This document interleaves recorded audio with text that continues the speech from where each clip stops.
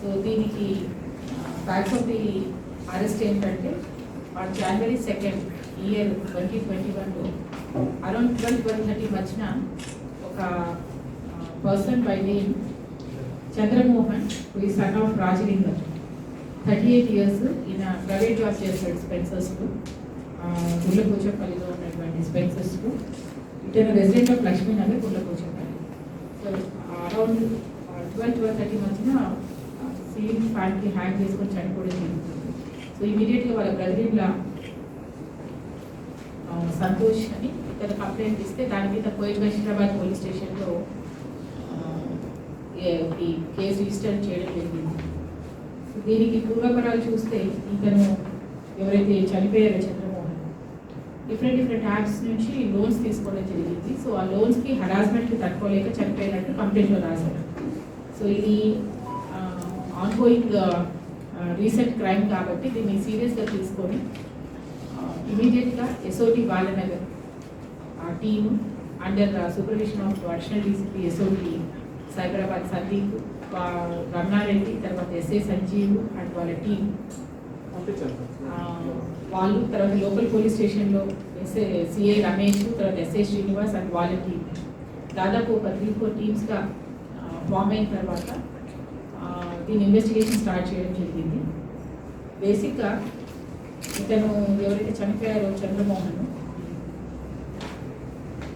ఇతను దాదాపు ఒక 10-12 lakhs నుంచి లోన్ తీసుకోవడం జరిగింది. అంటే దాదాపు ఇలా తీసుకున్న లోన్ అయితే 70,000, కానీ ఆల్మోస్ట్ 3 lakhs అప్పటికే కట్టేస్తున్నారు. ఈవెన్ దెన్ ఇంకా కూడా లోన్ ఇన్స్టాల్మెంట్స్ ఉన్నాయని చెప్పి అతనికి కాల్స్ రావడం, తర్వాత అతన్ని డిఫరెంట్ మెసేజెస్ తనకి కానీ తన రిలేటివ్స్కి, ఫ్రెండ్స్కి అందరికీ వస్తే ఆ డిఫమేషన్ కట్టుకోలేక ఆయన హ్యాంగ్ చేసుకోవడం జరిగింది. సో ఇన్వెస్టిగేషన్లో మనకు తెలిసింది ఉంటుందంటే ఎవరో ఒకరు డెవలపర్స్ ఉంటారు, ఈ యాప్స్ అన్ని కూడా డెవలప్ చేసి యాప్ స్టోర్లో పెడుతున్నారు. అతను he may be a Chinese or a Britanese or anybody. ఈ యాప్స్ అన్ని కూడా డిఫరెంట్ యాప్స్ డెవలప్ చేయడం ఒకటి, 2 అవి గూగుల్ ప్లేలో ఇన్స్టాల్ చేస్తున్నారు, అక్కడ పెడుతున్నారు. ఈ యాప్స్కి దీనికి ఉన్న వీళ్ళ కాంట్రాక్ట్ ఏంటంటే వెదర్ అవన్నీ కూడా కొన్ని కంపెనీస్కి అమ్మేస్తారు, కాకపోతే ఆ కంపెనీస్కి అమ్మి వాళ్ళు కూడా స్లీపింగ్ పార్ట్నర్స్ లాగా ఉంటారు. ఇప్పుడు మనం తీసుకొచ్చినటువంటి ముగ్గురులో ఒకటి ఫ్లాష్ క్యాష్ అనే కంపెనీకి చైనీస్ అతను మైకెల్, ఇతను యాప్ డెవలపర్, కానీ ఈ కంపెనీలో కూడా అతను ఒక భాగస్వామి, ఆయన ఒక పార్ట్నర్గా ఉంటున్నాడు. ఇంకొకటి just ITI technologies private limited, దీంట్లో హోల్ అండ్ సోల్ యాప్ ఆ డైరెక్టర్స్కి అమ్మేశారు. థర్డ్ కంపెనీ ఏదైతే ఉందో TGHపై, దీంట్లో ఒక భూచనీస్కి అమ్మేస్తారనమాట. సో వాళ్ళు ఎవరైతే డెవలప్ చేస్తారో వాళ్ళు they may be a partner or హోల్సేల్గా యాప్ని అమ్మేయడం. ఇది అమ్మేసిన తర్వాత then they start having different locations. ఏమని ఇవన్నీ కూడా డబ్బులు ఎలా డిస్పర్స్ చేయాలి అనేది ఈ లోన్స్, ఈ యాప్స్ అన్నీ కూడా మానిటర్ చేయడానికి అని చెప్పేసి డిఫరెంట్ కంపెనీస్ని వీళ్ళు గుర్గావ్, బెంగళూరు, కొన్ని హైదరాబాద్, ఇంకొంచెం నైనిటాల్ ఇట్లాంటి ప్లేసెస్లో కూడా స్పేసెస్ తీసుకొని ఒక్కొక్క కంపెనీకి అంటే ఒక ఆఫీస్ స్పేస్కి దాదాపు ఒక 10-15 మంది టెలికాలర్స్ని పెట్టుకొని ఈ 5-6 మంది టెలికాలర్స్కి ఒక మేనేజర్, ఒక టీమ్ లీడరు, ఆ టీమ్ లీడర్ పైన ఒక HR మేనేజర్, దానిపైన ఒక డైరెక్టరు, ఇట్లా వీళ్ళంతా కూడా చాలా సిస్టమైజ్డ్గా, చాలా ఆర్గనైజ్డ్గా, తర్వాత వీళ్ళకి ప్రొఫెషనల్గా కూడా ఏ విధంగా మాట్లాడాలి కస్టమర్ తోటి అనేది కూడా వీళ్ళకి ట్రైనింగ్ ఇవ్వడం జరుగుతుంది. సో ఈ విధంగా ఈ కేసులో మనము ఇప్పటివరకు ఈ 3 కంపెనీస్, దీంట్లో డైరెక్టర్ ఒకరిని, తర్వాత ఒక HR మేనేజర్ని, ఒక టెలికాలర్ని రన్స్ చేయడం జరిగింది. వీళ్ళకి సంబంధించి ఒక laptop, 3 laptops and 5 cell phones, and వీళ్ళకి 5 బ్యాంక్ అకౌంట్స్ ఉన్నాయి. ఈ 5 బ్యాంక్ అకౌంట్స్లో ఇప్పటి వరకు 65 lakhs సీజ్ చేస్తాము. ఇంకా ఫర్దర్ ఇన్వెస్టిగేషన్లో ఇంకా వీళ్ళకి ఇంకా ఎక్కడెక్కడ ఉన్నాయి ఏంటి అనేది వాళ్ళు వెరిఫై చేసి ఫర్దర్ ఇన్వెస్టిగేషన్ చేయాల్సి ఉంటుంది. అంటే ఒక యాప్ నుంచి ఒక 3,700 rupees లోన్ అమౌంట్ తీసుకుంటే వాళ్ళకి ఆ రోజు క్రెడిట్ అయ్యేది 2,500 రూపీస్. మీకు అమౌంట్ ఏదైతే డిఫరెన్స్ ఉంటుందో అది ఆల్మోస్ట్ ఫస్ట్ ఇంట్రెస్ట్ కానీ తీసేసుకుంటారు, తర్వాత వాళ్ళకి ఒక పీరియడ్ లోపల పే చేయాలి.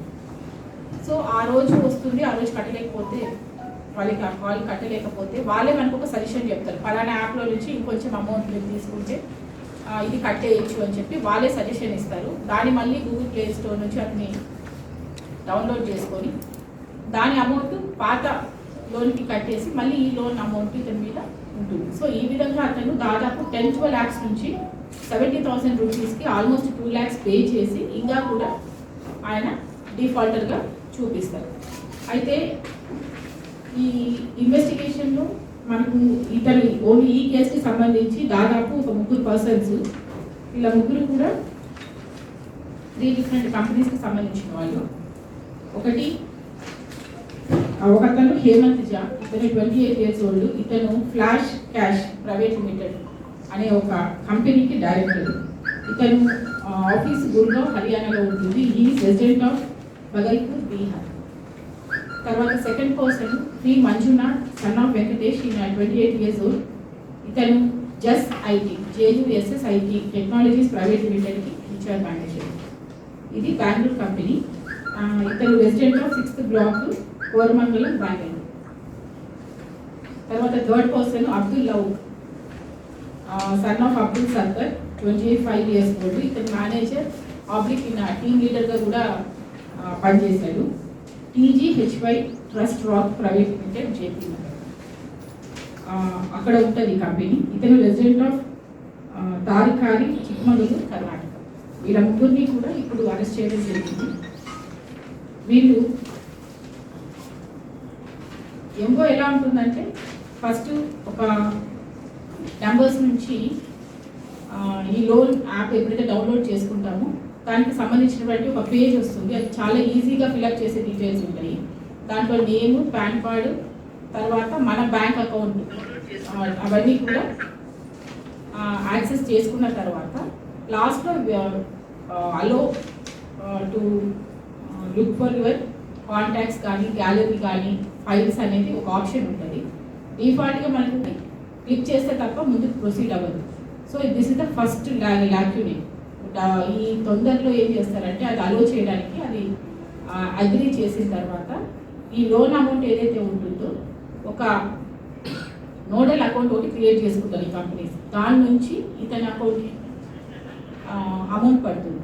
తర్వాత ఈ కస్టమర్ ఎవరైతే ఉంటారో ఇతను రీపే చేసినప్పుడు అది ఇంకొక రికవరీకి ఒక అకౌంట్ ఉంటుంది, దాంట్లో పడుతుంది అన్నమాట.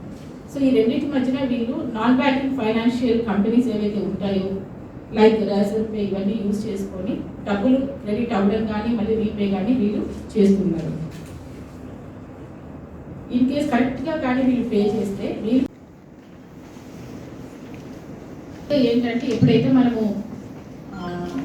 ఈ అవసరాలు ఉంటాయో ఈ అవసరం నిమిత్తము ఏమీ చూడకుండా మనము డౌన్లోడ్ చేసుకోవడము డిఫరెంట్ యాప్స్, దానికి మనకు కావాల్సినటువంటి డీటెయిల్స్ అన్నీ కూడా వాళ్ళకి యాక్సెస్ ఇచ్చేసేయడము. తర్వాత మనం సబ్సిక్వెంట్గా దానికి ఆ ప్రెషర్కి సగం అయ్యి డిఫరెంట్ సిచ్యుయేషన్స్లో ల్యాండ్ అవుతున్నారు. సో పోలీస్ అడ్వైజరీ ఏంటంటే ఏది కూడా ఇలాంటి ఫైనాన్షియల్ ఏమైనా ఉంటే ఏదైనా లీగల్గా ఇన్స్టిట్యూషన్స్ మనీ లెండ్ చేస్తే అక్కడ తీసుకోవాలి.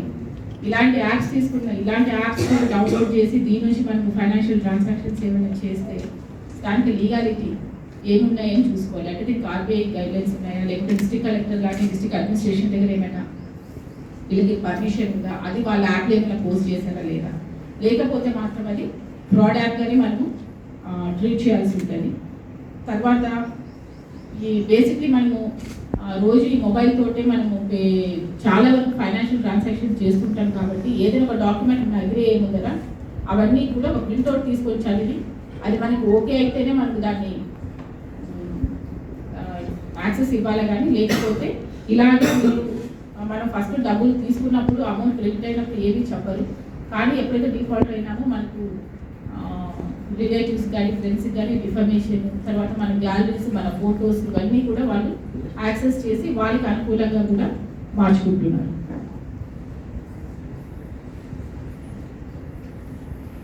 తర్వాత ఎప్పుడైనా కూడా మీకు ఇలాంటి ఆ అమౌంట్ వీళ్ళకి సంబంధం లేదు, డైరెక్ట్గా ఎక్కడి నుంచి అయితే డిస్పర్స్ అవుతుందో ఆ అకౌంట్కే వెళ్తుంది. ఇప్పుడు వరకు అయితే 2 యాప్స్లో మనకు చైనీస్ ఇన్వాల్వ్మెంట్ ఉంది. ఒక దాంట్లో అతను పార్ట్నర్, ఒకటైతే హోల్సేల్గా అతను సెల్ చేసేసారు. తర్వాత ఇప్పుడు వీళ్ళు వాళ్ళని భయపడించడానికి బేసిక్గా వీళ్ళు టెలికాలర్స్కి ఎట్లా ట్రైన్ చేయాలి అంటే పైసలు ఇచ్చేది వీళ్ళందరికీ దీనికి సంబంధం లేదు, కంపెనీస్కి సంబంధం లేదు, కానీ but recovery is the main part అనమాట వీళ్ళకి ఇలాంటి కంపెనీస్ అన్నిటికీ. సో వాళ్ళని ఐడెంటిఫై చేసుకొని వాళ్ళకి ఒక SOP లాగా కూడా తయారు చేస్తారు, ఏ విధంగా ఉంది అనేది.